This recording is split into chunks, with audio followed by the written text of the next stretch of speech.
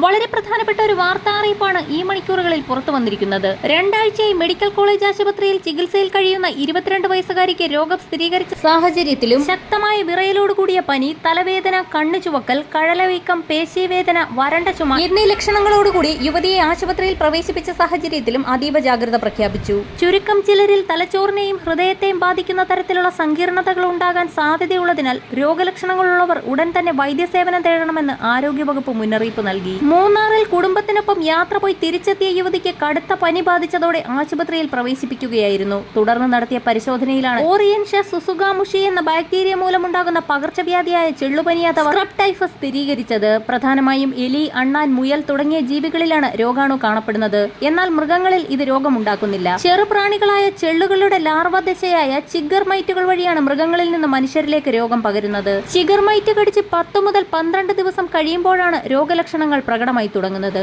തുടക്കത്തിൽ ഒരു ചെറിയ പൊട്ടുപോലെ തടിച്ച പാടായി കാണുകയും പിന്നീട് കറുത്ത വ്രണമായി മാറുകയും ചെയ്യും. കക്ഷം, കാലിന്റെ ഒടി, ജനനേന്ദ്രിയങ്ങൾ, കഴുത്ത് തുടങ്ങിയ ശരീരഭാഗങ്ങളിലാണ് സാധാരണയായി ഇത്തരം പാടുകൾ കാണാറ്. ലക്ഷണങ്ങൾ കണ്ടു തുടങ്ങിയാൽ സ്വയം ചികിത്സയ്ക്ക് നിൽക്കാതെ ഉടൻ തന്നെ ആരോഗ്യ കേന്ദ്രങ്ങളെ സമീപിക്കണമെന്ന് മുന്നറിയിപ്പ് നൽകി.